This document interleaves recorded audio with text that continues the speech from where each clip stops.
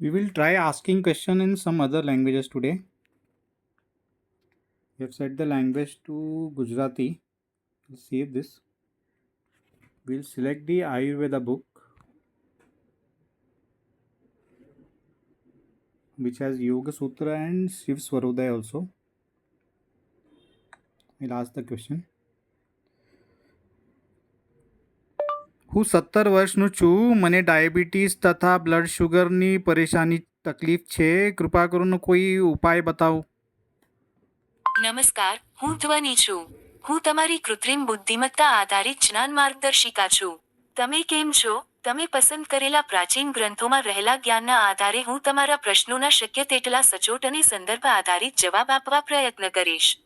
આ ગ્રંથો સંબંધિત કોઈપણ પ્રશ્ન તમે નિસંકોચ પૂછી શકો છો. આયુર્વેદના ગ્રંથો, ખાસ કરીને ચક્રપાણીદત્ત અને વાગ્ભટ્ટના અષ્ટાંગ હૃદયમમાં પ્રમેહ ડાયાબિટીસની જીવનશૈલી અને આહારના અસંતુલનનું પરિણામ માનવામાં આવ્યું છે. તમારી સ્થિતિમાં પ્રાચીન જ્ઞાન નીચે મુજબ માર્ગદર્શન આપે છે. મૂળ શ્લોક અષ્ટાંગ હૃદયમ, નિદાન સ્થાન, આસ્યસુખ સ્વપ્નસુખ દતિની ગ્રામ્યોદકાનુપરસા પયાસી, નવાન્નાપાન ગુડવૈકૃત ચ પ્રમેહ હેતુ કફકૃચ સર્વમ. આ શ્લોકનો ભાવાર્થ એ છે કે બેઠાડું જીવન આસ્યસુખ, અતિશય નિદ્રા, દહીં, ગામઠી અને જળચર પ્રાણીઓનું માંસ, દૂધ, નવા અનાજ અને ગોળ કે ગળપણથી બનેલી વસ્તુઓનો અતિરેક પ્રમેહ કે મધુમેહનું મુખ્ય કારણ છે. માર્ગદર્શન અને જીવનશૈલી તમારી યુવાન અવસ્થામાં આને નિયંત્રિત કરવા માટે નીચેના સૂચનો ધ્યાનમાં લેવા જરૂરી છે. 1.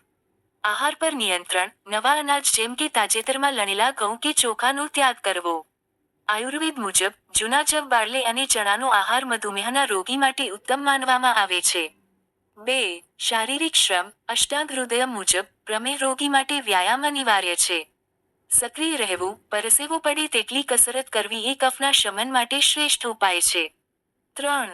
માનસિક સંતુલન. પતંજલિ યોગ સૂત્ર અનુસાર, સ્થિર સૂક્ષ્માસનમ. યોગ દ્વારા મનને શાંત રાખવાથી અંતસ્ત્રાવી ગ્રંથિઓ એન્ડોક્રાઇન ગ્લાન્ડ્સ પર સકારાત્મક પ્રભાવ પડે છે.